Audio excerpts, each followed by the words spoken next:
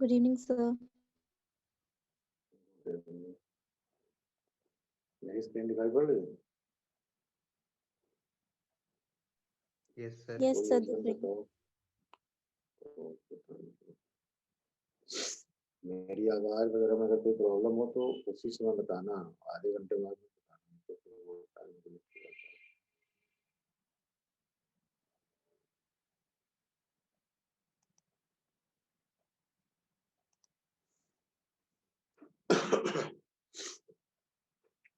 So last time we have started the discussion about charge, voltage, potential difference, current, etc., etc. तो अगर ऐसी कोई नई चीज नहीं थी, बस ये है कि जो पिछली चीजें हैं उनका थोड़ा सा ज्यादा एग्जैक्ट रूप में यहाँ पे का डिस्कशन होगा। Hello, excuse me sir. हाँ बताओ। सर आपके पास बोलो, बोलो। हेडफोन है? हाँ हेडफोन है। सर आप लैपटॉप से बताओ। स्क्रीन शेयर करते हो, पढ़ा रहे तो सर आपकी आवाज एकदम क्लियर नहीं आ रही, तो सर हेडफोन यूज कर लेंगे तो आपकी आवाज सही आएगी। हेडफोन पे ही है। सर आपकी आवाज हेडफोन पे ही। अब आ रही है कि नहीं आ रही है? हाँ सर, आप जब थोड़ा चिल्ला रहे तो इसमें आ आ रही रही है। है। हाँ तो चलो थोड़ा सा सामने से ऊपर करके बोल देते। वो तो शुरुआत कर रहे थे इसके जो है ऐसे बोल रहे थे, लेकिन ठीक बात है, अच्छी बात है। अगर आवाज ना आए तो किसी को भी अगर आवाज की कोई दिक्कत हो या स्क्रीन की या कोई भी ऐसी टेक्निकल प्रॉब्लम हो तो feel free and feel comfortable in bringing that thing in my knowledge. अब आ रही है? अब आ रही है आवाज ना? Yes sir. जी सर, आ रही है।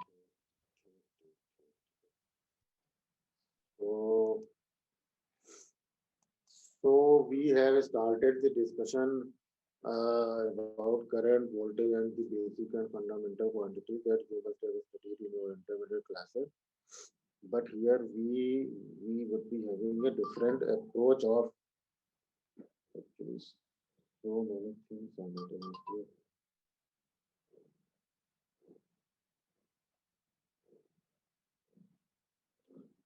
कोई जो है ग्रुप में जो इनविटेशन है वो जरा सा शेयर कर देना इस मीटिंग की।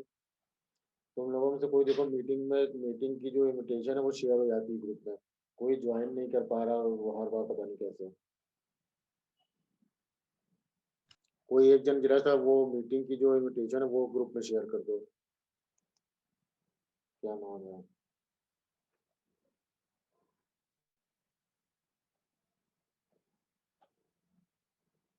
एक ही कैसे स्टूडेंट नहीं ज्वाइन कर पाता, बाकी सब तो ज्वाइन कर लेते हो।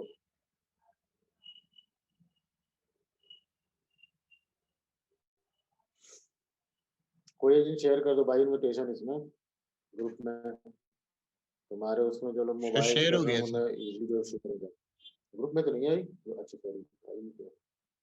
ग्रुप में कहाँ आई? बीसीए फर्स्ट के जो तुम्हारा ग्रुप है उसमें शेयर करो ना, वो कोई लड़का है वो ज्वाइन सर उसमें नहीं कर सकते सर वो। सर उसमें नहीं कर सकते सर, उसमें केवल टीचर्स शेयर अच्छा कर सकते ओके सॉरी, रुको।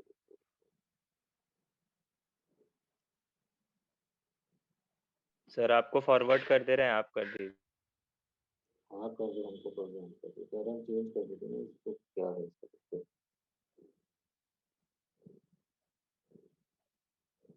यानी क्या है इसमें भी पता नहीं कहाँ है।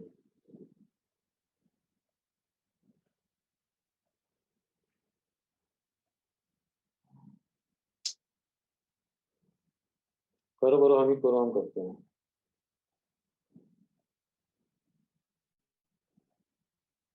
अरे इसमें तो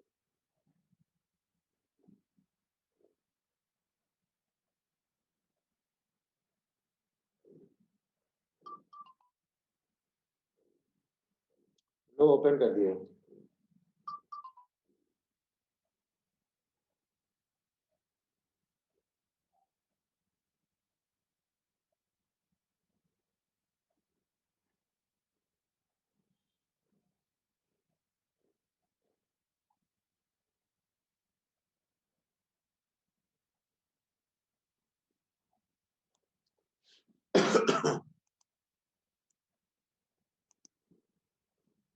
आधे ज्यादा टाइम तो इसी में चला जाता है।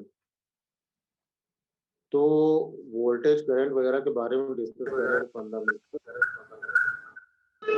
तो जो है वो ये बताएगा कि करंट जो है वो ये स्केलर क्वांटिटी है कि वेक्टर क्वांटिटी है, कोई बताएगा? Any one of you, whether current is vector quantity और स्केलर क्वांटिटी? वेक्टर है। वेक्टर है। और कोई बताओ? These are the fundamental things. और कोई बताओ भाई, तो क्यों वेक्टर सर है, स्केलर है। क्यों स्केलर है? साइंस और टेक्नोलॉजी में तो ये है कि क्यों भी बताना पड़ता है ना।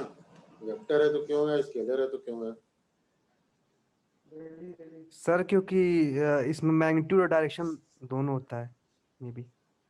इसलिए क्या है? सर ये स्केलर है। वाह वाह वाह, ये कौन सी डेफिनेशन होती है स्केलर की? स्केलर की डेफिनेशन क्या होती है? स्केलर की डेफिनेशन क्या होती है, वेक्टर की डेफिनेशन क्या होती है? असल में ये इंटरेक्शन इसलिए जरूरी है ना, so that I can get a picture of your mind. Since we are not in class, so it is very difficult to understand at what level you people are thinking. So at that level I must deliver the lecture na, otherwise how you people will get what I am trying to teach you. पता तो चले तुम कहाँ पे हो। तो क्या क्या डेफिनेशन होती है भाई वेक्टर की, बताओ। जी तुम बता रहे हो तो वेक्टर की डेफिनेशन है, स्केलर की तो है नहीं। और कोई बताओ? सर काफी लोग हो, 37 people are there. Yes, sir The any current- physical yes, any one of you, one by one. Sir any physical current quantity sir. scale- अच्छा बोल दो। ओके, महिमा पांडे।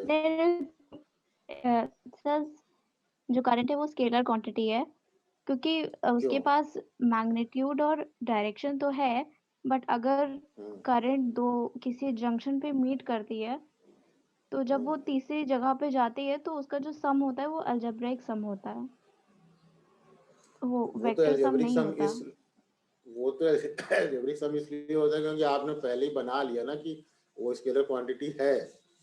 मतलब तुम ये बता रही हो कि वो स्केलर क्वांटिटी है because this happens, what you are saying, है यस ना? सर। तो ये तो तुमने जब उसको स्केलर मान लिया तब ऐसा किया कि उसका सम जो है अलजेब्रिक सम है वगैरह वगैरह। वो तो बाद में आएगा ना, किरचॉफ करंट लॉ तो बाद में आएगा।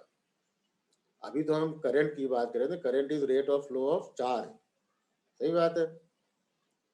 तो करंट वेक्टर हुई या कि स्केलर हुई, और क्यों हुई? करंट स्केलर तुमने बताया इसलिए हुई क्योंकि, लेकिन वो तो तुम किरचॉफ करंट लॉ के हिसाब से बता रही हो, वो तो आगे आएगा, वो तो तब आएगा जबकि हम। हाँ बोलो बोलो सर बोलो बोलो। करंट स्केलर क्वांटिटी है क्योंकि ये लॉ ऑफ पैरेललोग्राम फॉलो को नहीं करता है, मतलब फॉलो नहीं करता है। हाँ, और लॉ ऑफ पैरेललोग्राम क्या होता है? पैरेललोग्राम सर क्या होता है, क्या ये? रिजल्टेंट जो होता है सर, इसके मैग्नीट्यूड जो इसके डायरेक्शंस होते हैं, हम्म, तो उसका जो रिजल्टेंट होता है सर वो आर आर कैसे इक्वल्स टू बोल अंडर रहे हो रूट ए तुम? Square plus B square plus 2ab। अच्छा चलो, तो मोटा मोटा सही कह रहे हो। बात ये है कि वेक्टर क्वांटिटी क्या होती है और स्केलर क्वांटिटी क्या होती है। ये क्वेश्चन बड़ा कॉन्सेप्चुअल क्वेश्चन है और अक्सर जो है ये डिफरेंट इंटरव्यूज में, वाइवा में और जगह जगह पे पूछा जाता है। इवन जो बड़े बड़े इंटरव्यू होते हैं उसमें कई बार कई लोगों ने बताया कि इस चीज पूछी गई है। तो बात ये होती है करंट के उसमें कि जो है ये डायरेक्शन तो इसमें होती है, लेकिन इस जो वेक्टर की डेफिनेशन है वेक्टर क्वांटिटी की, वो केवल इतनी ही नहीं होती है। It should be having magnitude and direction. Scalar quantities are having only magnitude while vector quantities are having both magnitude and direction. But there is one more line that is added in the definition of vector, कि vector quantity वो होती है जो magnitude भी होगा, direction भी होगा, और साथ ही साथ वो लॉ ऑफ वेक्टर एडिशन जो है वो फॉलो करना चाहिए। लॉ ऑफ वेक्टर एडिशन चाहे तो लॉ ऑफ पैरेललोग्राम हो या लॉ ऑफ ट्रायंगल हो। ट्रायंगल से भी वेक्टर को दो को जोड़ते हैं और लॉ ऑफ पैरेललोग्राम से भी जोड़ते हैं। तो अगर वो quantity law of addition of triangle या पैरेललोग्राम फॉलो करती है तो वेक्टर होगी, चाहे वो मैग्नीट्यूड और डायरेक्शन रखे उसके बाद। तो करंट मैग्नीट्यूड और डायरेक्शन तो रख रही है, लेकिन ये law of addition of triangle या पैरेललोग्राम नहीं फॉलो करती, इसलिए इसको वेक्टर क्वांटिटी नहीं कहते। और वैसे भी ये केवल थ्योरेटिकल कह लो कि डिस्कशन का पॉइंट ऑफ व्यू। सही बात ये है कि करंट की उस तरह की डायरेक्शन नहीं होती जिस तरह की डायरेक्शन का सेंस हम लोग वेक्टर डिफाइन करते समय करते हैं। ये उस तरह की डायरेक्शन की बात करंट के सेंस में नहीं आती है। तो इसीलिए वेक्टर डेफिनेशन में हमेशा ये होता है, what is definition of vector? Definition of vector quantity is that it contains magnitude and direction and it also satisfies the law of addition of triangle or parallelogram of vectors। तो ये question ध्यान में आ गया, इसलिए discuss कर लिया। तो ये जो है हम लोग कल वोल्टेज की बात कर रहे थे कि इस तरीके से voltage is nothing but the potential difference of two points. दो पॉइंट है उसके बीच को। ये चूंकि हेट एंड कैमरली बहुत डीप में लिखी हुई किताब है, बहुत एक एक शब्द को वो डिफाइन करना चाहता है, इसलिए थोड़ा सा कुछ चीजें बहुत ऐसा लगता है ट्रिवियल चीजें बता रहा है। अब जैसे ये बता रहा है कि वोल्टेज है, तो ये जो स्टोन जैसी चीजें बनी हैं, ये कल भी हम बता रहे थे कि स्टोन का मतलब यहाँ पे कोई भी तुम एक जनरल सर्किट एलिमेंट रख सकते हो, जैसे रजिस्टर रख सकते हो, इंडक्टर रख सकते हो, कैपेसिटर रख सकते हो। ये सब चीजें तो इंटर में पढ़ाई जाती है, कैपेसिटर और इंडक्टर वगैरह पढ़ाया जाता है। तो कोई भी रख सकते हो। चूंकि इसने अभी तक सर्किट एलिमेंट को डिफाइन नहीं किया है, इसलिए ये सर्किट एलिमेंट के नाम पे यहाँ पे एक ऐसा अननोन सा स्टोन या पत्थर टाइप का बना रहा है, तो उससे कंफ्यूज या हड़बड़ाने की जरूरत नहीं है। और ये जो वोल्टेज का रिप्रेजेंटेशन है वो बचपन से करते आए हो, यहाँ पे थोड़ा उसको क्लियर करने के लिए बता रहा है कि वोल्टेज का रिप्रेजेंटेशन ऐसे करोगे कि दो टर्मिनल हो, तो उस पर एक पॉजिटिव मार्क करोगे, एक नेगेटिव मार्क करोगे, और बीच में जो भी वोल्टेज की मैग्नीट्यूड होगा वो लिखोगे। ये तो बचपन से करते आ रहे हैं, तो इसमें कोई नई बात नहीं है।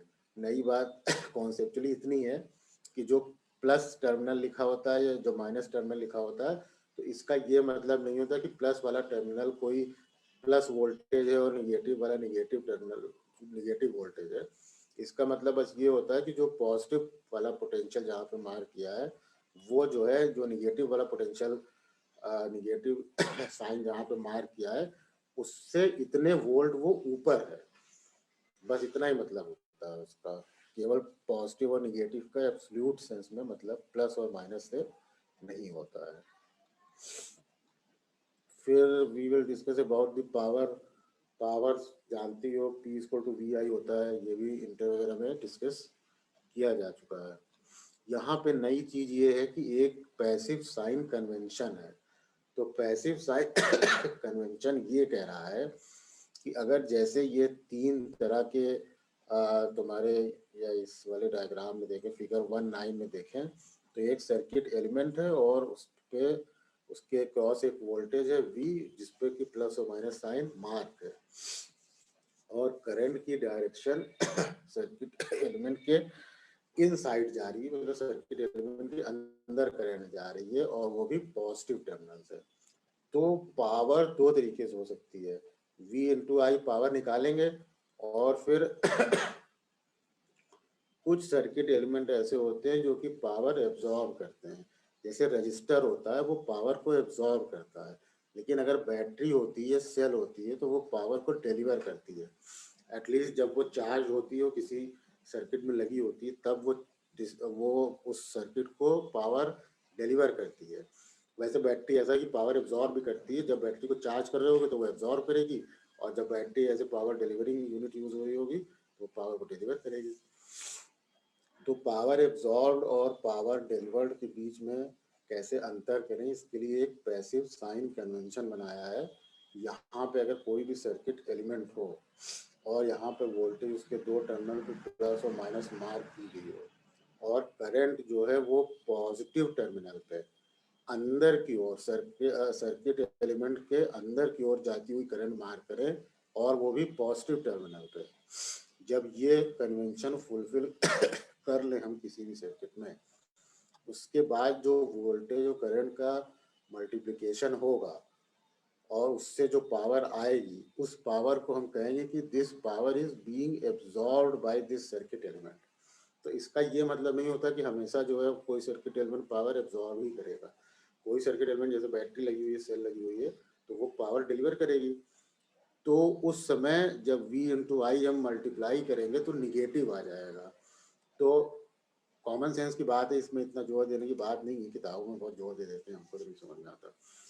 तो मतलब सीधी बात है, अगर पावर एब्जॉर्ब हमने माना है कि इस कंडीशन में पावर एब्जॉर्ब V इंटू आई है और V इंटू आई अगर निगेटिव आ गया तो वो पावर एब्जॉर्ब का उल्टा हो जाएगा, यानी पावर डिलीवर्ड हो जाएगा। तो वो सर्किट पावर एब्जॉर्ब नहीं कर रहा होगा, बल्कि वो सर्किट में पावर डिलीवर कर रहा होगा। तो इस हिसाब से अगर देखा जाए तो एग्जाम्पल दिया हुआ है कि जैसे अगर यहाँ पर फिगर 1.9 में अगर वोल्टेज 5 वोल्ट दी हो और करंट की डायरेक्शन वगैरह सब ऐसे ही मार्क हो, लेकिन करंट -4 एम्पियर दी हो, तो जब हम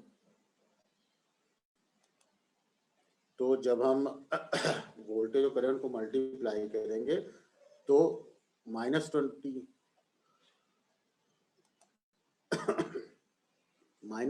आएगा, क्योंकि करंट की वैल्यू -4 एम्पियर दी हुई है। सारा जो साइन और डायरेक्शन है वो फिगर 1.9 के हिसाब से है, बस वोल्टेज की वैल्यू वहां पे 5 वोल्ट लिखी है और करंट की वैल्यू -4 एम्पियर। तो दोनों का मैग्नीट्यूड मल्टीप्लाई करेंगे तो -20 वाट आएगा। तो इसका मतलब कि हमने माना है कि इस सिचुएशन में जो फिगर 1.9 का कन्वेंशन है, पैसिव साइन कन्वेंशन है, उस हिसाब से वोल्टेज और करंट का मैग्नीट्यूड को अगर हम मल्टीप्लाई करें विद साइन तो पावर एब्जॉर्ब आनी चाहिए। तो हमने किया तो -20 वाट आ गया। तो ठीक है भाई, पावर एब्जॉर्ब जो है -20 वाट है, इसका मतलब है कि पावर एब्जॉर्ब नहीं हो रही बल्कि पावर डिलीवर हो रही है। इसका मतलब ये सर्किट एलिमेंट कोई बैटरी वगैरह है, कोई सेल वगैरह है। और ज़्यादा क्लियर करने के लिए इसमें ये एक 3 फिगर दिया हुआ है और एग्जाम्पल में बताया है। जैसे ये पहला वाला फिगर है, मान लो इसमें पॉजिटिव टर्मिनल है और पैसिव साइन कन्वेंशन ये कह रहा है कि पॉजिटिव वाले टर्मिनल से अंदर जाती हुई करंट होनी चाहिए। तो ठीक है, पॉजिटिव वाले टर्मिनल से अंदर जाती हुई करंट है, तो यहाँ पे पैसिव साइन कन्वेंशन फॉलो हो रहा है। तो वोल्टेज करंट को मल्टीप्लाई कर दे, तो 2 को 3 से मल्टीप्लाई किया तो 6 वाट आ गया। तो 6 वाट जो है पावर एब्जॉर्ब हुआ, क्योंकि प्रोडक्ट जो है वोल्टेज और करंट का वो हमारा पावर एब्जॉर्ब है। तो 6 वाट जो है पावर ये सर्किट एलिमेंट एब्जॉर्ब कर रहा है। ऐसे इस वाले बी वाले फिगर में देखें तो पैसिव साइन कन्वेंशन फॉलो करने के लिए ये प्लस टर्मिनल है, ये माइनस, और करंट प्लस टर्मिनल से अंदर की ओर जा रही है, तो पैसिव साइन कन्वेंशन फॉलो हो रहा है। अब हम इसके वोल्टेज करंट को मल्टीप्लाई करेंगे, -2 -3 6 वाट आ गया। तो ये भी ठीक है, 6 वाट है, पावर पॉजिटिव आ रहा है, तो पावर जो है बीइंग एब्जॉर्ब, यानी कि ये सर्किट एलिमेंट पावर एब्जॉर्ब कर रहा है। सी वाले एग्जाम्पल में हम देखेंगे कि पॉजिटिव टर्मिनल मार्क है, उससे अंदर की ओर करंट जा रही है, तो ठीक है, ये पॉजिटिव पैसिव साइन कन्वेंशन को सेटिस्फाई कर रहा है। लेकिन जब हमने मल्टीप्लाई किया तो -5 एम्पियर है, तो ये -20 वोल्ट आ गया। तो क्या हमने निकाला इससे निष्कर्ष कि -20 volt is being absorbed.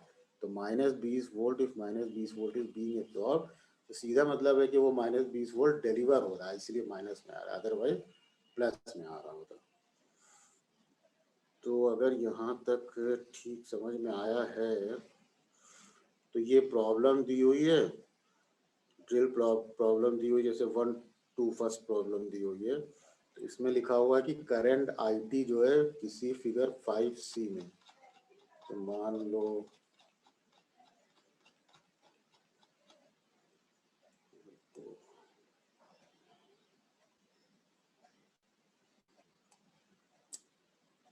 Five C ये वाला फिगर है, सिंपल फिगर, उसमें कोई ऐसी नई चीज नहीं है।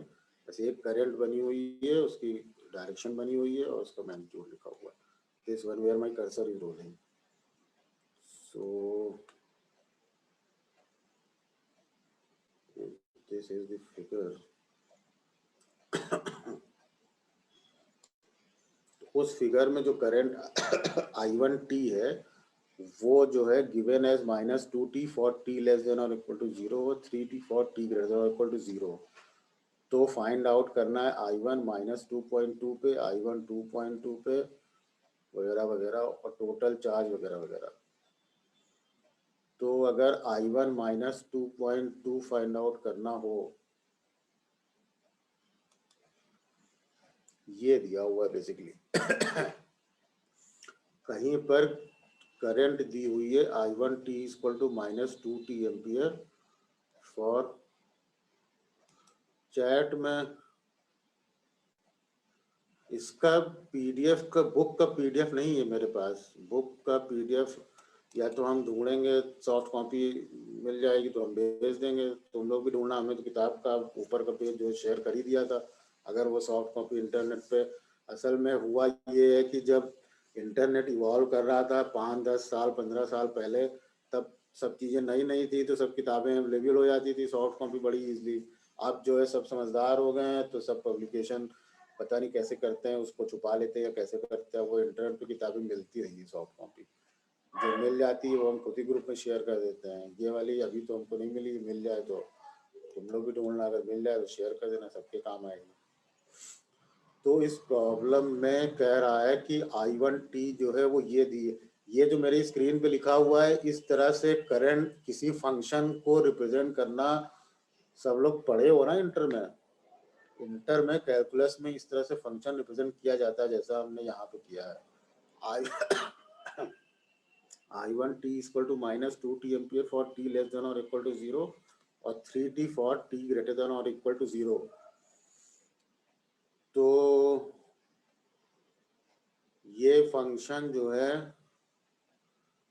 अगर पूछा जाए लिमिट में, तुम लोग पढ़ रहे थे, ये फंक्शन जो है कंटिन्यूस फंक्शन है कि नहीं है? क्यों लिमिट पढ़ रहे हो ना कहीं, हो तो इंटर में पढ़े होगे, ऐसा तो है नहीं कि आज ही पढ़ रहे हो। आज तो ये अभी फिर से सिलेबस में होता है तो आदमी पढ़ाता है। ये फंक्शन की कंटिन्यूटी डिफरेंशियबिलिटी बारे में कुछ बोल सकते हो? चलो अच्छा नहीं बोल सकते तो I1 अगर निकालना है -2.2, अगर ना समझ में आए तो बताना, इसमें कुछ है नहीं। इंटर में इस तरह से फंक्शन डिफाइन किया जाता है कैलकुलस में। I1t = -2t ampere for t < 0 और 3t एम्पियर फॉर t < 0। यानी t = 0 या उससे कम होगा तो करंट की वैल्यू होगी -2t एम्पियर, और t अगर 0 या उससे बड़ा होगा तो उस पे करंट की वैल्यू होगी 3t एम्पियर।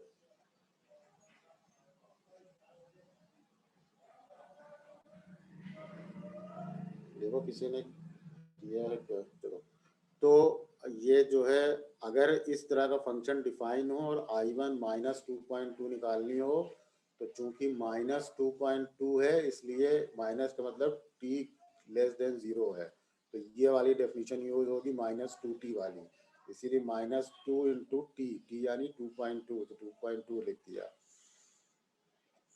तो फंक्शन की वैल्यू हो गई 4.4 एम्पियर, यानी कि करंट की वैल्यू 4.4 एम्पियर होगी। इसी तरह I1 अगर 2.2 निकालना है, तो चूंकि 2.2 का मतलब पॉजिटिव है, t < 0, इसलिए 3t वाली डेफिनेशन यूज किया, उसमें t की वैल्यू रखती तो 6.6 एम्पियर आ गया। और उसके बाद पूछ रहा है कि total charge that has passed along the conductor from left to right in the interval -2 to 3, यानी -2 से सेकंड से लेके 3 सेकंड तक जितना टोटल चार्ज पास हुआ है। तो total charge current is defined as dq/dt। Differential equation से, इतना डिफरेंशियल इक्वेशन तो इंटर में होता था, अब तो ज़्यादा होता होगा, हम लोग के समय इतना होता था तो ज़्यादा ही होता होगा। तो ये जो है, ये डिफरेंशियल इक्वेशन बनता है। इस डिफरेंशियल इक्वेशन को इस तरीके से सॉल्व किया जाता है। इसमें किसी को लग रहा हो कि कोई उसको नई चीज़ दिख रही है तो बताओ, तो हम उस पॉइंट पे एक्सप्लेन करें। मेरे हिसाब से तो ये डिफरेंशियल इक्वेशन है, dq को तुम I/dt लिख दोगे, -2 से 3 सेकंड तक का निकालना है, इसलिए -2 से 3 इंटीग्रेट कर दिया, उसकी लिमिट रख दी। और -2 से 3 है, तो चूंकि -2 से, यहाँ देखोगे करंट की वैल्यू रखनी है ना, करंट की वैल्यू -2 से 3 के बीच में रखनी है, तो -2 से 0 तक ये वैल्यू होगी -2t, यहाँ पे जो मैंने रखी है और फिर 0 से 3 3t होगी, इसलिए हमने यहाँ पे 3t रख लिया। दो अलग अलग डेफिनेशन है, इसलिए हमने -2 से 0 के बीच में -2t रखा और 0 से 3 के बीच में 3t रखा, और फिर इसका डेफिनेट इंटीग्रेशन कर दिया। किसी को कोई दिक्कत हो तो बताओ, मेरे हिसाब से तो इसमें ऐसी कोई बात है नहीं। समझ में आ गया सबके?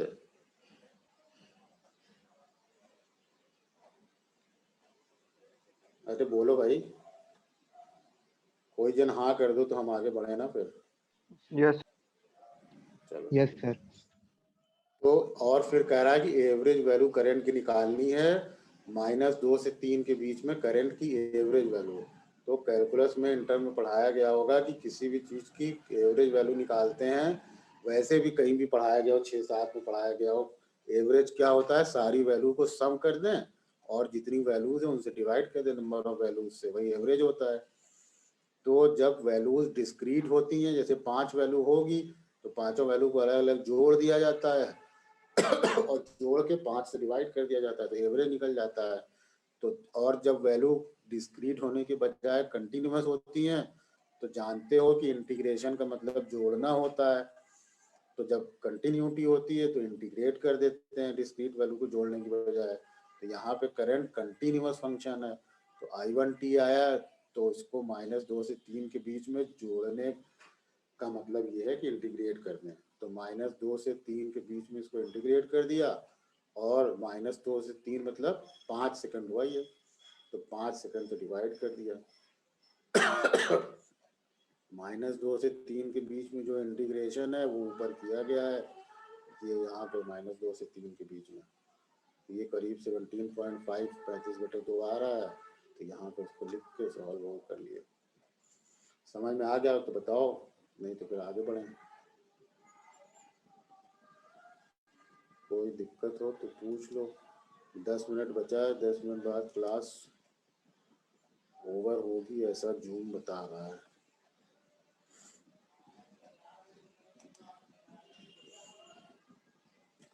और नेक्स्ट प्रॉब्लम ये कह रही है, जो तुम्हारे स्क्रीन पे है, कि V1t जो है फिगर 18C यानी कि एक जनरल कोई ले लो, जैसे ये वाला, कहीं पे कोई सर्किट एलिमेंट है, उसके क्रॉस वोल्टेज इस तरह से मार्क है। तो कह रहा है कि यहाँ पर जो वोल्टेज है उसकी वैल्यू दी हुई है 0.5 प्लस साइन 400t वोल्ट। तो डिटरमिन करने के लिए कह रहा है V1 1 मिली सेकेंड, V1 10 मिली सेकेंड और फलाना ढमाका। The energy required to move 3 coulomb charge lower to upper terminal t = 2 millisecond वगैरह वगैरह। तो ये कह रहा है, तो इसमें भी कोई ऐसी खास बात नहीं है। V1t लिखा हुआ है 0.5 प्लस साइन 400t, तो V1 1 मिली सेकेंड निकालना है। तो कोई निकाल के हमको बताओ कि क्या आएगा। V1 अगर जो है वो 1 मिली सेकेंड पे निकालना है तो क्या करें, यहाँ पे तो कोई पीस वाइज डेफिनेशन है नहीं वोल्टेज की, केवल 0.5 प्लस साइन 400t लिखा हुआ है। तो 1 मिली सेकेंड मैंने t की जगह 1 मिली सेकेंड रख दें, तो t की जगह हमने 1 मिली सेकेंड यानी 10⁻³ सेकेंड रख दिया, सॉल्व कर लिया, तो साइन 0.4 आ गया। साइन 0.4 की वैल्यू कैसे निकाली जाएगी, इसके बारे में कोई बताएगा हमको? साइन 0.4 की वैल्यू कैसे निकाली जाएगी?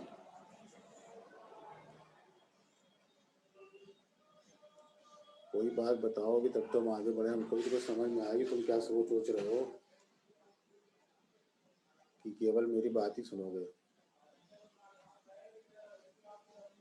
ये जो साइन 0.4 की वैल्यू है ये कैसे निकाली जाती है?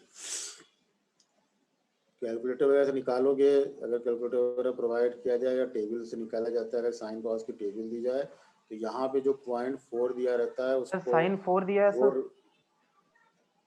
4 नहीं है, 0.4 है, 0.4 400 multiplied by 10⁻³ that will be equal to 0.4। तो साइन 0.4 की वैल्यू निकालनी है, तो ये जो 0.4 है ये रेडियन में होता है। तो इंटर में या कहीं हाई स्कूल में बताया गया होगा कि पाई रेडियन 180 डिग्री के बराबर होता है। तो ये 0.4 रेडियन है, इसको डिग्री में बदल लेंगे तो 22.93 डिग्री आ जाएगा। तो साइन 22.93 डिग्री की वैल्यू निकाल लेंगे, वो 0.39 आएगी। तो दोनों को जोड़ देंगे तो V1 1 मिली सेकेंड 0.89 वोल्ट आ जाएगा। इसी तरह यहाँ पे V1 10 मिली सेकेंड निकालना होगा, तो T की वैल्यू 10 मिली सेकेंड रख दिया, यानी कि 10 × 10⁻³ सेकेंड। सेकेंड में रखोगे वैल्यू, वो दिया भले मिली सेकेंड में, लेकिन यहाँ पे सेकेंड में रखोगे। इसको सॉल्व कर लोगे तो 0.5 प्लस साइन 4 आ जाएगा। ये 4 जो है कॉन्सेप्ट का पॉइंट ये है कि जो 4 है वो रेडियन में दिया होता है, तो वैल्यू निकालने में तुम समझ रहे हो तो कोई बात नहीं, तब तो सब चीज़ क्लियर है, कोई ऐसी खास बात तो हम बता नहीं रहे, सब इंटर में हो चुका है मेरे हिसाब से। नहीं समझ में आती तो हम बता दे रहे हैं कि 4 को जो है रेडियन में दिया है, पाई रेडियन 180 डिग्री होता है, कहीं शुरू में बताया जाता है बचपन में, तो इसको डिग्री में बदल लेंगे फिर से, तो ये 229.3 डिग्री आ जाएगा। तो साइन 229.3 की वैल्यू निगेटिव होगी, तो ये निगेटिव हो जाएगा। इसको सॉल्व कर लिया तो -2.58 वोल्टेज आ जाएगी। एनर्जी रिक्वायर्ड पूछ रहा है, क्या पूछ रहा है? कह रहा है कि energy required to move 3 coulomb from the lower to the upper terminal. तो 3 कूलॉम चार्ज को एक पॉइंट से दूसरी पॉइंट पे ले जाना है, तो वर्क डन QV होता है, ये पता होगा, ये भी डिस्कस हो चुका है। Work done equal to QV। तो Q वोल्टेज मतलब होता है डिफरेंस ऑफ पोटेंशियल, एक जगह का पोटेंशियल माइनस दूसरी जगह का पोटेंशियल। तो दोनों जगह पे पोटेंशियल V2 और V1 पॉइंट पे निकाल लिया जाए, तो वहां पे जो वोल्टेज होगी वो V2 माइनस V1, ये T equal to 2 millisecond पे कह रहा है, तो T equal to 2 millisecond पे V1 T की वैल्यू निकालनी होगी। T is equal to 2 millisecond पे, तो 2 मिली सेकेंड पे निकालनी, तो V1 2 मिली सेकेंड है, तो 0.5 प्लस 400 और 2 मिली सेकेंड यहाँ रख दिया, साइन 0.8 आया। जैसे पहले वाले एग्जाम्पल में साइन की वैल्यू निकालने हैं, वैसे वैल्यू निकाल लेंगे। तो 1.206 वोल्ट आ रहा है, 1.206 से मल्टीप्लाई करो, वोल्टेज जो V2 माइनस V1 हुआ, this is the difference of potential, while the voltage is 1.206 and that voltage is directly given in terms of this formula, where when we put T equal to 2 into 10 to the power minus 3 second, the value of voltage will be yielded by this expression। तो 1.206 आ जाएगा, तो 1.206 से multiply किए तो जो भी answer आ जाएगा वो आ जाएगा। समझ में आ रहा हो तो बताओ, और कुछ नहीं समझ में आ रहा तो भी बताओ। उसके बाद ये कह रहा है कि find the power being delivered to the circuit element in figure this one. ये ए फिगर जो 111A है इसकी बात कर रहा है। इसमें कह रहा है find the power being delivered to the circuit element in figure 111A at T equal to 5 millisecond. तो कोई बताएगा T equal to 5 millisecond पे पावर बीइंग डिलीवर्ड इस वाले सर्किट में क्या होगी? इस वाले सर्किट में पावर जो है डिलीवर क्या होगी, कोई बताएगा? पेन पेंसिल लेके बैठा करो मेरी क्लास में। कोई तरीका ही बताओ। पावर डिलीवर्ड निकालनी है इस वाले सर्किट में, तो पावर डिलीवर्ड कैसे निकलेगी? पावर डिलीवर्ड का मतलब अभी हम लोग पैसिव साइन कन्वेंशन पढ़ रहे थे। पैसिव साइन कन्वेंशन में ये होता है कि इस तरीके से जो भी सर्किट एलिमेंट हो उसके दोनों तरफ प्लस या माइनस जो है वो टर्मिनल पे मार्क कर दें और करंट मार्क कर दें, और फिर वोल्टेज को करंट से मल्टीप्लाई करें, तो जो आएगा वो पैसिव साइन कन्वेंशन के हिसाब से हम लोग चेक करेंगे कि whether power is being delivered और power is being absorbed by that circuit element. तो सबसे पहले तो इसको वोल्टेज को करंट से मल्टीप्लाई कर दें, तो T equal to 5 millisecond की बात है, तो T equal to 5 millisecond पे वोल्टेज निकाल लें और इसको करंट से मल्टीप्लाई कर लें और देखें क्या आता है। फिर पैसिव साइन कन्वेंशन के बारे में सोचें और जो है ये इंटरप्रेट करने की कोशिश करें कि whether power is being delivered or power is being absorbed. मेरी बात समझ में आ रही है? कोई एक जन बताओ भाई।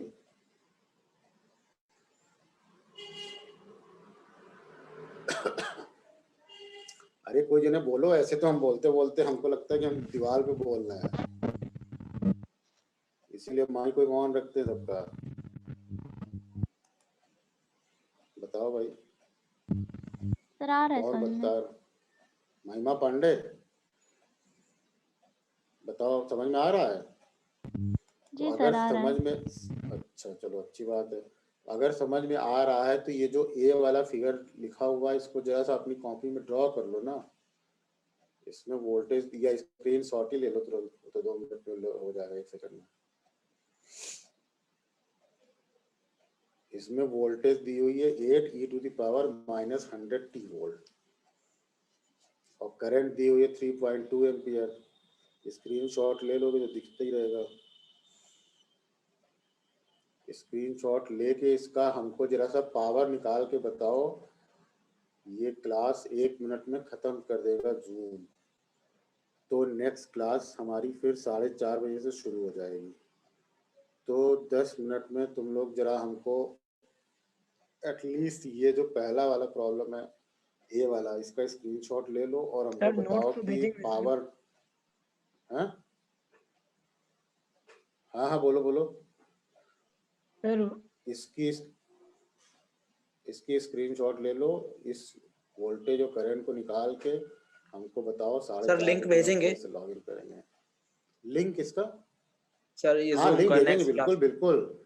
हाँ हाँ बिल्कुल। और क्या और क्या और क्या, और फिर जी और सर। कैसे ज्वाइन करोगे? और ज्वाइन कैसे करोगे? इसलिए बता रहे, मतलब तुमको ये ना लगे क्लास खत्म होगी तो खत्म होगी, 4:30 बजे फिर शुरू होगी।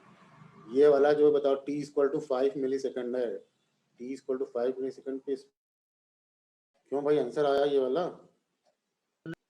Yes sir. अच्छा क्या आया?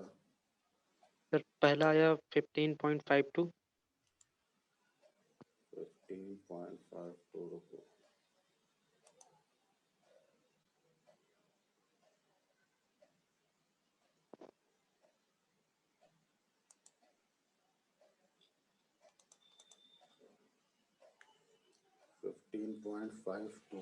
ठीक है। कितनी वोल्टेज आई निकालने पे? सर t = 5 मिली सेकंड पे। सर 15.52। अरे वोल्टेज कितनी आई, सर कैसे निकाले? अच्छा ये बताओ। Sir V × I। हाँ v × I, ये तो फॉर्मूला हो गया। फिर सर मल्टीपल कर दिया गया सर 8 × e⁻⁻100t में t में उसकी वैल्यू रख दी जितनी इसमें कितनी दी हुई थी। कितनी कितनी कितनी? 3 मिनट सेकंड दी हुई थी, तो सॉरी 5 मिनट सेकंड, 5 × 10⁻³ हाँ e⁻, ए कितना की हो गया? पावर आ गई 0.5, मतलब कैलकुलेट करने के बाद। हाँ e⁻ -0.5, 1 जी / सर। √e। यस तो सर। 1 / √e की वैल्यू निकाल ली, उतनी वोल्टेज हो गई और फिर करंट से मल्टीप्लाई कर दिया। तो यस कितनी मल्टीप्लिकेशन बाद आ रहा है वोल्ट? कितना? 15 पॉइंट समथिंग, यस सर। है ना? Yes sir. तो क्या किया हम लोगों ने कि ये जो है, जो फिगर में दिया हुआ था, इसमें t = समथिंग जो वोल्टेज निकाल ली और वोल्टेज निकाल के करंट से मल्टीप्लाई कर दिया। तो अब सवाल ये है कि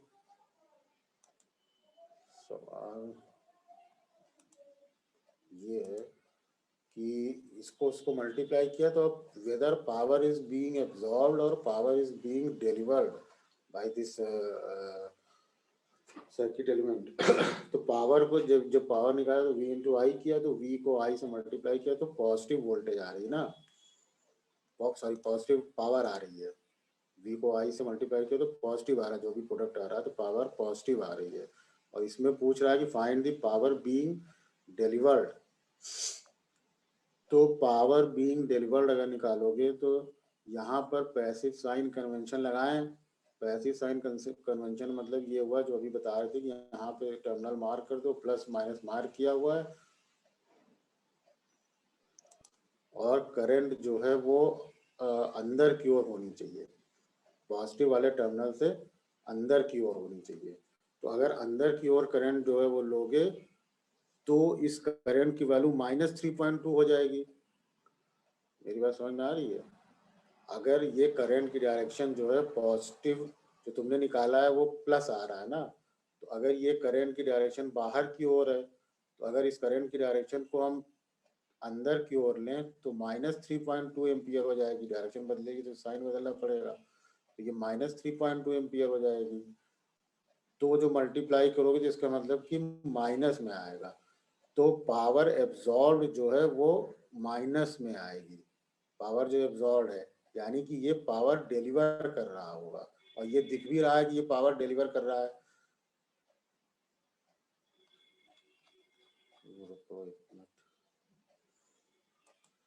पूरी क्लास भर एंटर करते रहोगे।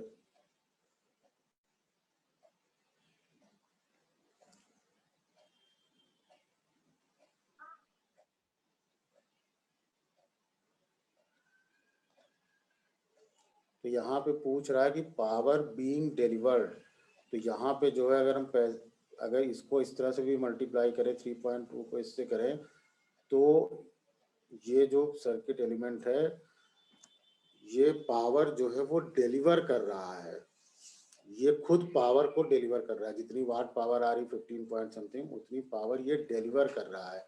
जबकि पूछ क्या रहा है इसमें कि पावर बीइंग डिलीवर्ड, तो बीइंग डिलीवर्ड माने कितनी पावर इसको डिलीवर की जा रही है। तो इसको पावर डिलीवर नहीं की जा रही है, ये पावर डिलीवर कर रहा है। तो ये पावर डिलीवर कर रहा है, इसीलिए जो तुम 15 पॉइंट निकाल रहे हो वो माइनस में होगा। मेरी बात समझ में आई है ये वाली? Yes sir. एक यहाँ पे इंग्लिश का अंतर है, being delivered, power being delivered. Being delivered का मतलब होता है कि इसको पावर डिलीवर की जा रही है। ठीक, तो इस फिगर को देख करके ये साफ समझ में आ रहा है कि power is not being delivered to it, this element is delivering the power. ये एलिमेंट पावर डिलीवर कर रहा है, ना कि इसको डिलीवर की जा रही है पावर। जबकि उस सवाल में पूछ रहा है कि पावर बीइंग डिलीवर्ड, तो पावर बीइंग डिलीवर्ड नहीं है, ये सर्किट एलिमेंट खुद पावर डिलीवर कर रहा है। इसलिए जो है वो इन दोनों का जो प्रोडक्ट आएगा वो निगेटिव में आंसर आएगा -15.53 वाट। ये बात मेरी समझ में आई? आगे सर। और लोगों को भी ये बात समझ में आ रही है?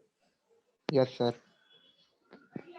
ये जो सवाल है इसमें v = 5 मिली सेकेंड पे जो भी जो है वो वोल्टेज दी हुई है, इस वाले फार्मूले में 8 e⁻ समथिंग दी है, वो ऐसे निकाल लिया जैसा तुम्हारी स्क्रीन पे दिख रहा है। तो पावर v × I निकाला तो v × I 15.5 आ रहा है। तो अगर ये वाला हम लोग सर्किट देखें, ये वाला, तो प्लस टर्मिनल जो है उससे करंट बाहर की ओर निकल रही है। जब प्लस टर्मिनल से करंट अंदर की ओर जाए और उस करंट और वोल्टेज का प्रोडक्ट पॉजिटिव आए, तब हम ये कहेंगे कि पावर एब्जॉर्ब हो रही है। लेकिन यहाँ पर पावर एब्जॉर्ब नहीं हो रही है, ये सर्किट एलिमेंट खुद पावर डिलीवर कर रहा है। तो इसीलिए उसमें सवाल में पूछ रहा है कि पावर बीइंग, क्या पूछ रहा है, बीइंग डिलीवर्ड। तो बीइंग डिलीवर्ड का मतलब हुआ कि इसको कितनी पावर डिलीवर की जा रही है, तो इसको नहीं डिलीवर की जा रही है पावर, ये खुद ही ये पावर डिलीवर कर रहा है। इसीलिए जो प्लस तुमने प्लस कैलकुलेट करके आया है उसके बजाय वहां पे उसमें -15.53 वाट आया हुआ है। ना समझ में आया ये बात तो फिर से बताना। बी वाले में जरा निकाल के बताओ क्या आएगा। बी वाले में power being absorbed by the circuit element, इसमें निकालना है power being absorbed by the circuit element.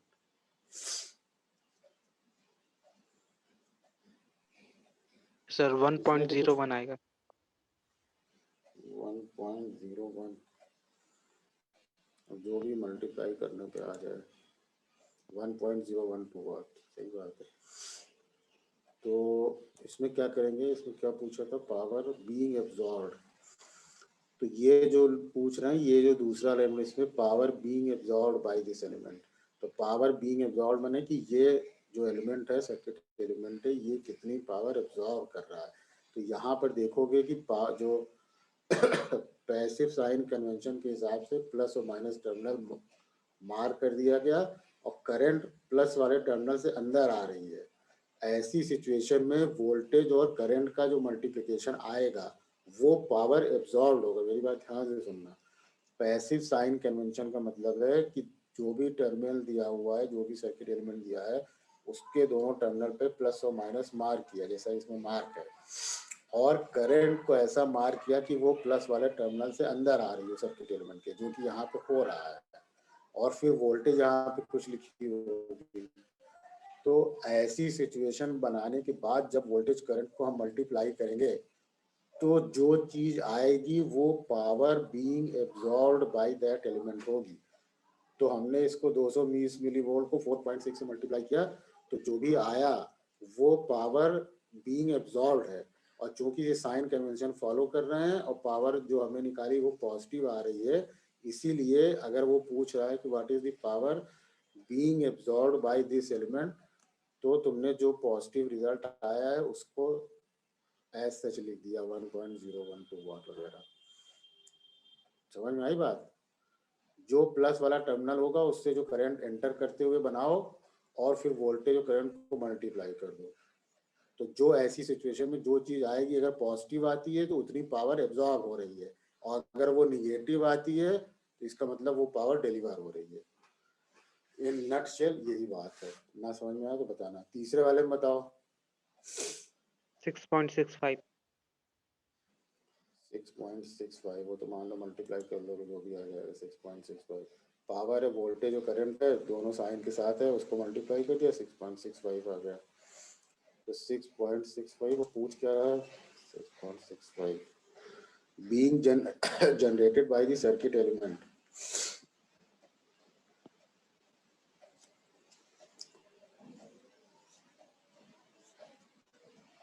तो इस वाले सर्किट को देख के ये समझ जाओगे कि इससे जो है वो पावर डिलीवर कर रहा है ये सर्किट एलिमेंट, या कि ये एब्जॉर्ब कर रहा है। सर ये पावर डिलीवर कर रहा है।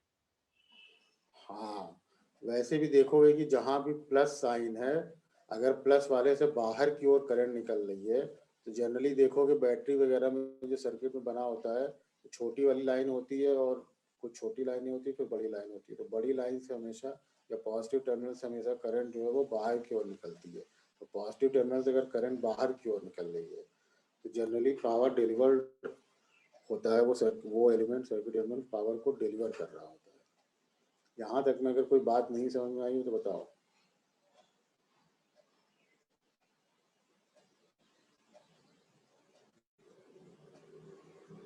सवाल क्या समझ में? चलो ठीक है। फिर types of circuits and circuit elements. कुछ चीज़ें थोड़ा ज़्यादा है उसमें, उसने डीप में समझाने की कोशिश की है। सर्किट एलिमेंट जो होता है, जो हम लोग पढ़ते हैं रजिस्टर, कैपेसिटर वगैरह वगैरह, ये जो सर्किट एलिमेंट्स होते हैं ये जो है वो इनको कहते हैं, ये सर्किट एलिमेंट मैथमेटिकल मॉडल होते हैं। मतलब ये सर्किट जैसे जो एक्चुअल रजिस्टर होगा या एक्चुअल कैपेसिटर होगा जो मार्केट में बिकता है और जो हम लोग सर्किट में लगाते हैं, वो सर्किट या वो रजिस्टर या वो कैपेसिटर एकदम वैसा नहीं होता जैसा उसको हम लोग थ्योरी में ट्रीट करते हैं। थ्योरी में जैसे एक ऐसे ट्रायंगल टाइप का बना के ऐसे ऐसे रजिस्टर मार्क कर देते हैं, या दो लाइन खींच के कैपेसिटर मार्क कर देते हैं, और रजिस्टर के थ्रू बता देते हैं कि वोल्टेज करंट इतनी होगी। तो वो जो थ्योरी में हम लोग करते हैं वो उसका एक मैथमेटिकल मॉडल उसको बोलते हैं। अगर V = RI हम लोग लिख रहे हैं, सो this is a mathematical model of the real register. जो रजिस्टर बाजार में मिल रहा है उसका बिहेवियर कुछ दूसरा होता है। कैसे दूसरा होता है? जो रजिस्टर हम लोग सिंपल रजिस्टर यूज करते हैं थ्योरी में, एक रजिस्टर बना देते हैं, फिर उसमें वोल्टेज करंट कैलकुलेट कर लेते हैं, तो वो रजिस्टर को हम लोग केवल सर्किट एलिमेंट में अगर कहीं रजिस्टर लगा हो तो उसको हम लोग रजिस्टर की तरह ट्रीट करते हैं।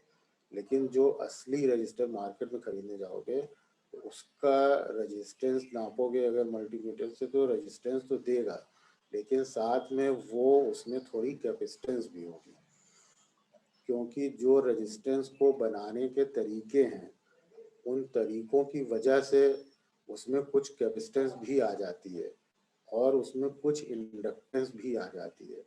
तो जो रियल रजिस्टर मार्केट से खरीद के लाओगे उसमें केवल वो रजिस्टर नहीं होगा, वो रजिस्टर भी होगा, डोमिनेटिंगली वो रजिस्टर होगा, लेकिन उसमें माइनर उसमें क्वांटिटी में इंडक्टेंस भी होगी और कैपेसिटेंस भी होगी।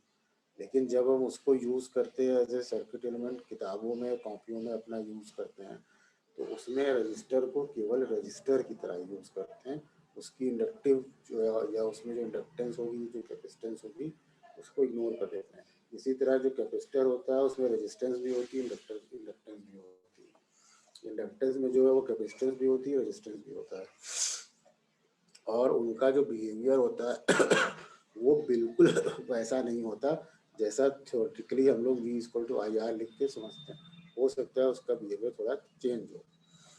तो जो हम लोग यहाँ पे यूज़ करेंगे वो एक सर्किट एलिमेंट होगा, वो एक that's why it is called a mathematical model. वो आइडियल मैथमेटिकल मॉडल होता है ताकि हम लोग आसानी से मैथमेटिक्स लगा के फॉर्मूला वगैरह लगा के उन सर्किट की एनालिसिस कर सकें।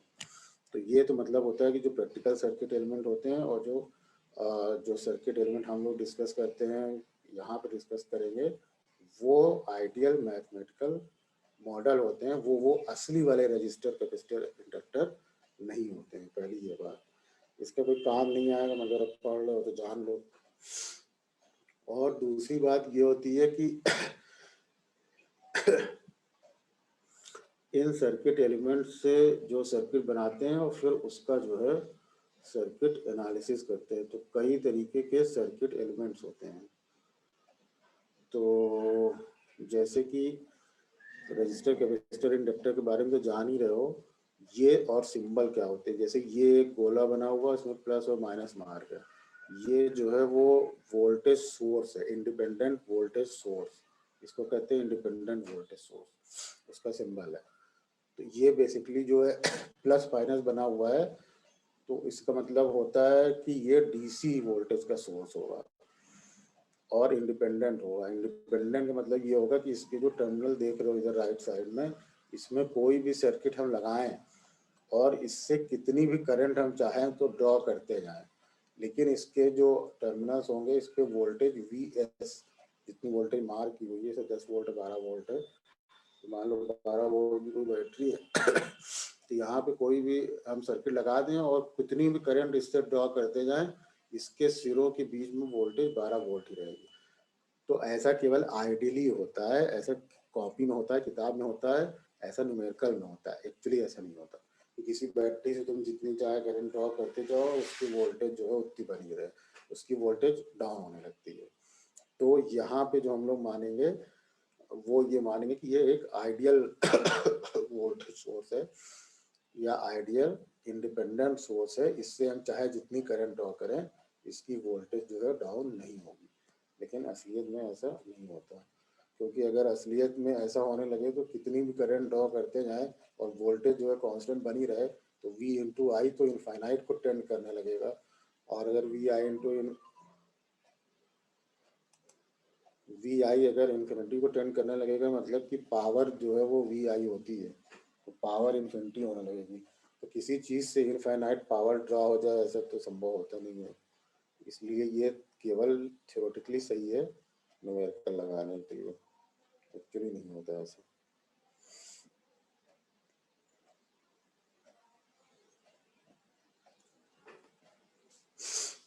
डीसी वोल्टेज सोर्स जैसा ऊपर बताया कि या तो ऐसा गोला बना होगा, गोले में प्लस माइनस बना होगा, और या ऐसे एक बड़ी लाइन एक छोटी लाइन, जो अभी बता रहे थे, फिर एक बड़ी लाइन एक छोटी लाइन। तो केवल एक बड़ी लाइन और एक छोटी लाइन, जो केवल अगर एक बड़ी और एक छोटी लाइन होती है so that will be known as cell. और अगर बड़ी लाइन और छोटी लाइन के अल्टरनेटिवली इस तरह से कनेक्शन किया गया है, तो इसका मतलब ये बैटरी होती है। बैटरी इंटर में कहीं पढ़ा होगा school inter, battery is nothing but combination of cells. कई सेल अगर लगा दिया तो वो बैटरी हो जाती है। तो ये चीज़ें जो है डीसी वोल्टेज सोर्स डिफाइन करती हैं। आगे चल के जब एसी की बात होगी तो बताया जाएगा कि एसी कैसे रिप्रेजेंट करते हैं। फिलहाल के लिए इस तरह से डीसी वोल्टेज सोर्स को इस तरह से रिप्रेजेंट करते हैं। और ये कांस्टेंट वोल्टेज सोर्स होता है, कांस्टेंट और इंडिपेंडेंट। इंडिपेंडेंट इसीलिए कि कोई भी सर्किट लगा दो, कितनी भी करंट ड्रॉ करते जाओ, इसकी वोल्टेज उतनी बनी रहेगी। लेकिन असलियत में ऐसा नहीं होता। इसी तरीके से ये जो सिंबल दिखा हुआ है, ये एक कांस्टेंट करंट सोर्स का है। जैसे कांस्टेंट वोल्टेज सोर्स होता है, वैसे ये आइडियल कांस्टेंट करंट सोर्स या इंडिपेंडेंट करंट सोर्स है। इंडिपेंडेंट माने इसकी करंट किसी चीज पे डिपेंड नहीं करती, जितनी करंट है उतनी बनी रहेगी। 2 एम्पियर करंट अगर ये दे रहा है, 2 एम्पियर करंट देता रहेगा, चाहे तुम इसके क्रॉस कितनी भी वोल्टेज जो है वो ड्रॉप होती रहे, लेकिन करंट इसकी कांस्टेंट बनी रहेगी। तो ये भी एक आइडियलाइजेशन है एक्चुअल करंट सोर्स का। ऐसा एक्चुअल नहीं होता, ऐसा केवल न्यूमेरिकल में और थ्योरेटिकल कैलकुलेशन और किताबों में होता है, ये असलियत में ऐसा नहीं होता। इसको कहते हैं कांस्टेंट करंट सोर्स या independent current source. Independent current source होता है इंडिपेंडेंट वोल्टेज सोर्स। जैसे इंडिपेंडेंट करंट सोर्स होता है, इंडिपेंडेंट वोल्टेज सोर्स होता है, वैसे ही डिपेंडेंट करंट सोर्स और डिपेंडेंट वोल्टेज सोर्स भी होता है।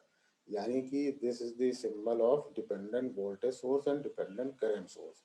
डिपेंडेंट वोल्टेज का मतलब होता है यहाँ पे इसकी जो VS, तो ये सोर्स है, इसकी जो वोल्टेज है, ये जो है इस सर्किट में, आगे कोई सर्किट जो इससे कनेक्ट होगा, उस सर्किट में कहीं पे कोई वोल्टेज होगी, उस पे इसकी वोल्टेज डिपेंड करेगी। ये इंडिपेंडेंट वोल्टेज सोर्स नहीं, ये डिपेंडेंट है। तो ये कहीं और पूरे सर्किट में कोई वोल्टेज होगी, उस वोल्टेज पे इसकी वोल्टेज डिपेंड करेगी।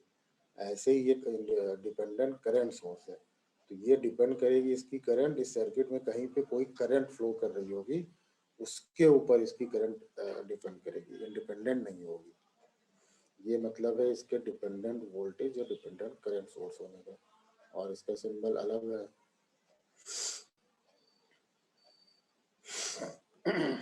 फिर ये डिफाइन किया है यहाँ पे एक नेटवर्क और सर्किट, 2 टर्म डिफाइन कर रहा है।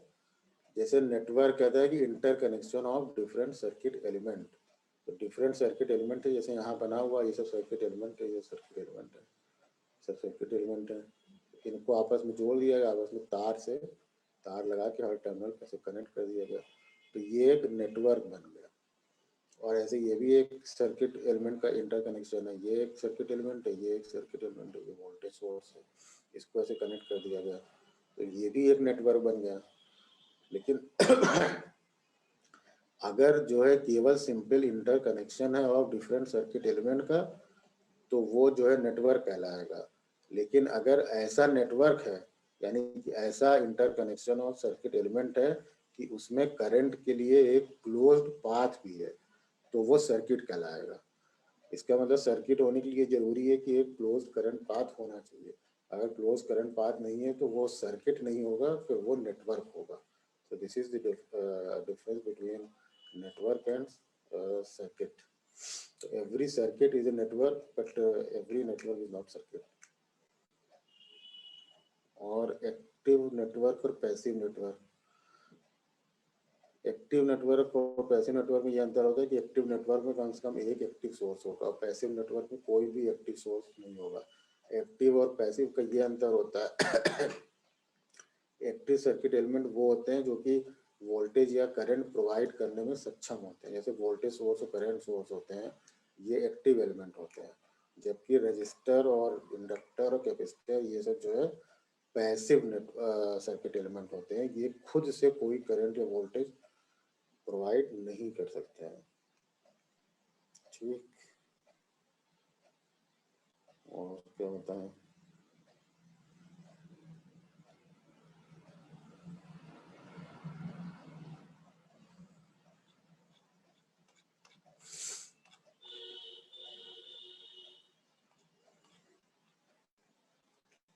ओम्स लॉ बचपन से पढ़ते आ रहे हो, ओम्स लॉ कि voltage applied across register is proportional to the current flowing through the resistor and the proportionality constant is R, which is known as resistor. तो V is equal to IR हो जाता है. Unit सब पता ही होती है, इसकी ओम होती है, कोई नई बात नहीं है. तो जनरली ये रेजिस्टर होता है, इसको लीनियर रेजिस्टर कहते हैं, बिकॉज करंट और वोल्टेज का जो रिलेशनशिप है वो लीनियर है. इसका ग्राफ ड्रॉ करोगे तो लाइन आएगी. ये तो तुम लोग कर ही लोगे. और इसके क्रॉस जो पावर होगी वी आई होगी, तो V equal to I R होता है. उसको डिफरेंट मैथमेटिकल मैनिपुलेशन कर लो तो ये वाला फार्मूला सब V equal to I square R और पावर के लिए V स्क्वायर बाई आर, ये सब पढ़ा हुआ होगा. एक नया टर्म डिफाइन करते हैं 1/R. जैसे R को रेजिस्टेंस कहते हैं तो 1/R को कंडक्टेंस कहते हैं. इसकी यूनिट कभी कभी R की यूनिट ओम होती है, तो चूंकि G को कंडक्टेंस कहते हैं, ये रेजिस्टेंस को उल्टा होता है, इसलिए इसकी यूनिट कहीं कहीं पे महो लिखते हैं हमें, जो ओम का उल्टा ये लिख देते हैं. और वैसे इसकी यूनिट साइमेंस होती है. G की यूनिट सीमेंस बोलते हैं इसको, सीमेंस होती है. तो G के टर्म्स में भी पावर का एक्सप्रेशन लिख लोगे, इसमें कोई ऐसा बड़ी बात नहीं. Mathematical manipulation. फिर उसके बाद ये न्यूमेरिकल है. ये न्यूमेरिकल जरा सा कॉपी में करके हमको बताओ कि हो जा रहा है कि नहीं हो जा रहा है. कोई खास नहीं है, छोटा सा है. करके देखो, हो रहा हो तो बताओ, ना हो रहा हो तो बताओ. मेरी आवाज आ रही है भाई? क्लास चल रही नहीं? यस सर, आ रही है. चलो, तो ये वाला न्यूमेरिकल करके बताओ जरा. 1/6 देखिए जो हम बता रहे हैं तुम्हारे समझ में आ रहा है कि नहीं आ रहा. हाँ गया.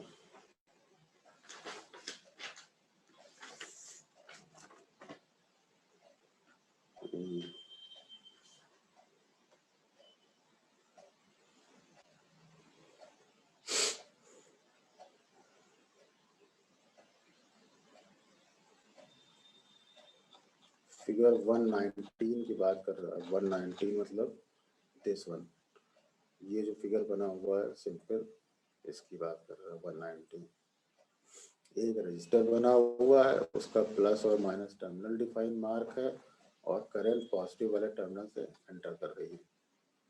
सिंपल. तो क्या पूछ रहा हूँ, अगर I की वैल्यू -1.6 हो और V की वैल्यू इतनी हो, तो find R. What will the value of R?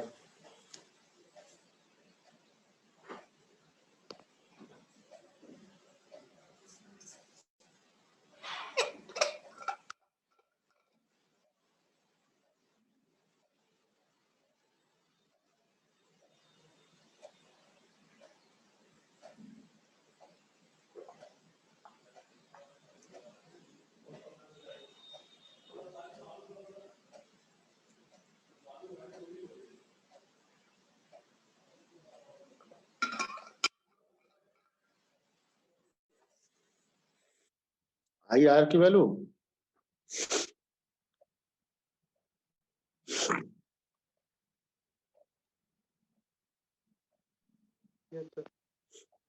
क्या आई? 3.94 कैसे निकाले? Sir V equal to I R से, R equal to V upon I. V upon I के तो V और I को विद साइन प्लेस करेंगे. -6.3 वोल्ट डिवाइडेड बाई -1.6 इंटू 10⁻³ है ना. Yes sir. तो रेजिस्टेंस की वैल्यू आ जाएगी 3.94 किलो. और पावर एब्जॉर्ब सर अभी निकाल रहा.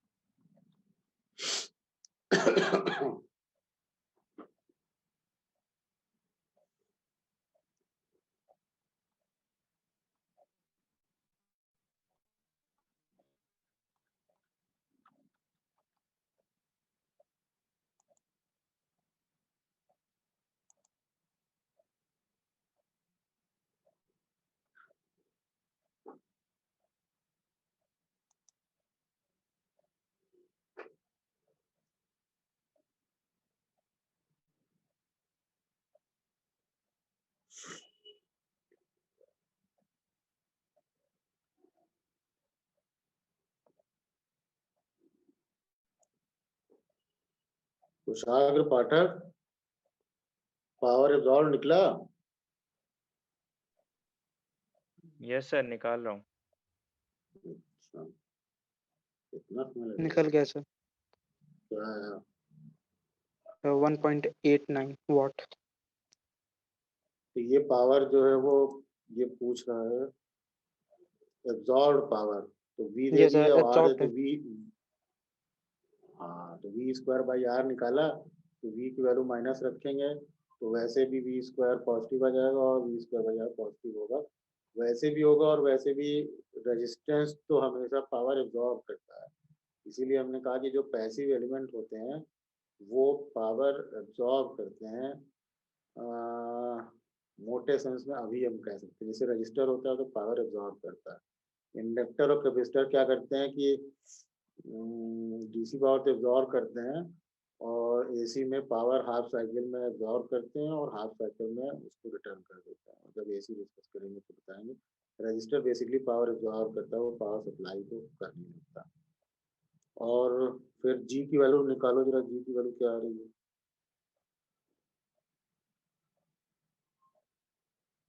जी की वैल्यू, अगर वोल्टेज की वैल्यू इतनी है और resistance is absorbing the power 3 milliwatt.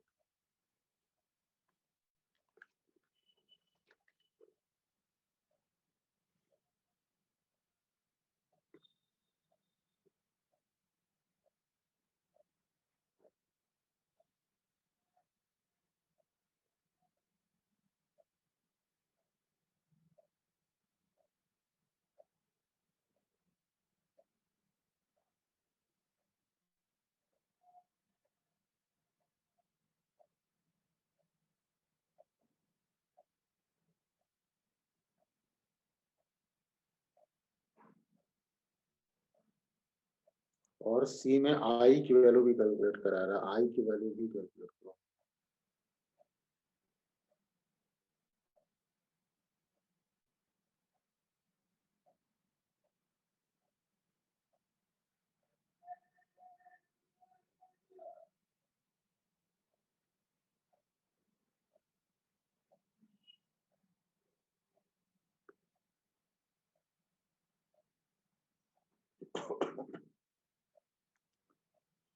सी में जब आई की वैल्यू कैलकुलेट करोगे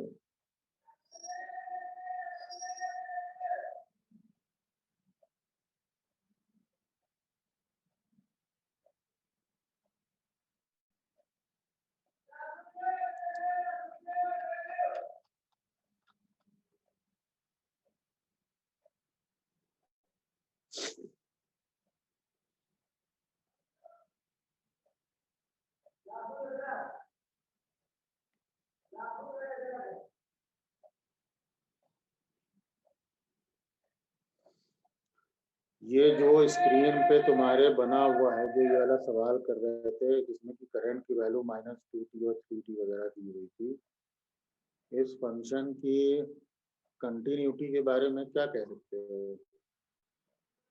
can you comment over the continuity of this function? Limit continuity differentiability तो पढ़ाया जाता है ना इंटर कैलकुलस में। Yes sir. तो whether this function will be continuous or not? First year में मैथ है ना तुम लोग, एक पेपर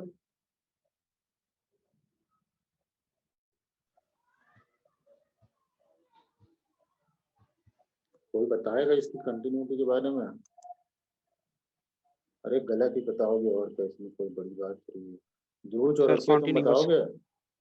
अच्छा कंटिन्यूअस है, सर सर कंटिन्यूअस नहीं होगा सर। हाँ होगा तो भी कैसे और नहीं होगा तो भी कैसे, दोनों में बताओ। सर होगा इसलिए क्योंकि सर इसका अगर ग्राफ अगर हम बनाते हैं तो वो ग्राफ कहीं भी ब्रेक नहीं हो रहा है, वो कॉन्टिन्यूअस चलता चला जा रहा है। कैसे बताओ इसका ग्राफ क्या होगा? सर इसका ग्राफ क्या होगा? नहीं बिना बना वैसे रहे हैं बता दो। नहीं ग्राफ बना के नहीं, तुम वैसे बता दो, इसका शेप बता दो, क्या शेप होगा? अरे वैसे बता दो, बना के कैसे बताओगे? क्या शेप आएगा उसका? मतलब वो पैराबोला होगा, सर्किल होगा, हाइपरबोला होगा।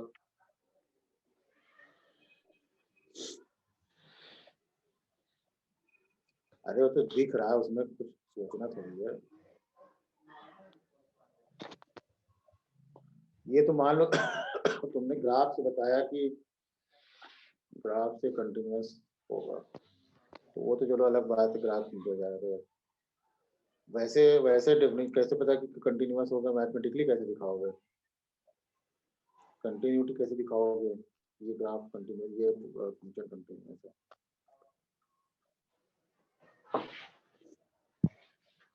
कंटिन्यूटी के लिए क्या दिखाया जाता है? LHL is equal to RHL और सर स्ट्रेट लाइन बन रही है ग्राफ। अरे ये तो दिख ही रहा है, तो इतना देर बाद बता रहा हूं।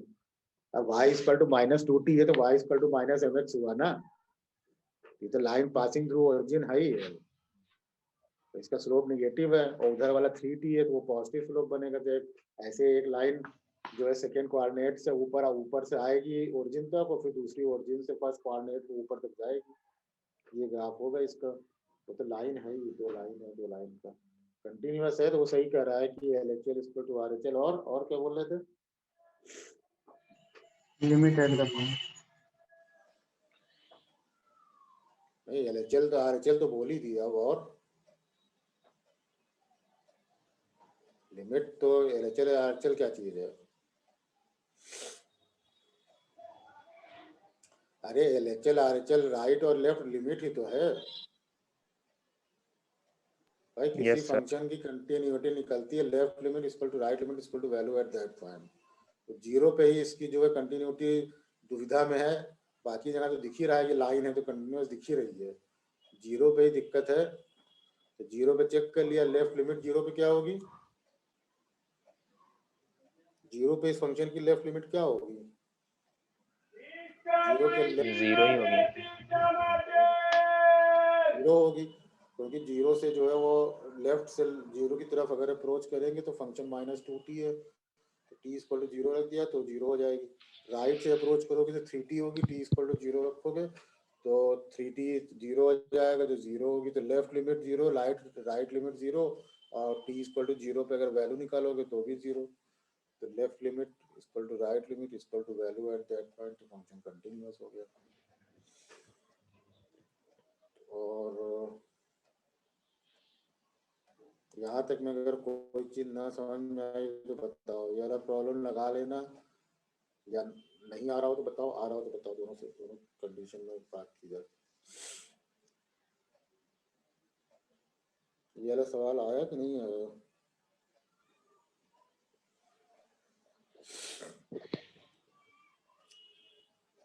C और D बचा है, अगर आ रहा हो तो बताओ, नहीं आ रहा हो तो बताओ। फिर सी की वैल्यू आ गई दोनों कंडीशन में बताओ। C में I की वैल्यू कितनी आई? सर माइनस का 0.03 इंटू 10⁻³ एम्पियर, मतलब माइनस का 30 मिली एम्पियर। क्योंकि पावर इसमें जो है वो लिखा हुआ है R इज एब्जॉर्बिंग 0.24 वगैरह वगैरह, तो R एब्जॉर्ब कर रहा है, यानी कि पावर पॉजिटिव में ले लेंगे 0.24 इज इक्वल टू वोल्टेज दिया हुआ -8 वोल्ट मल्टीप्लाइड बाई करंट। तो चूंकि करंट निकालोगे तो 0.24 डिवाइड बाई -8, इसलिए -30 मिली एम्पियर आ जाएगी। ठीक बात है। और इसी तरह G की वैल्यू निकल जाएगी, G is nothing but 1/R। निकाल लेना, ना आए तो बताना। और 1 मिनट बचा है, आज के लेक्चर में अगर कोई चीज नहीं समझ में आई हो या कोई चीज पूछनी हो तो बताओ,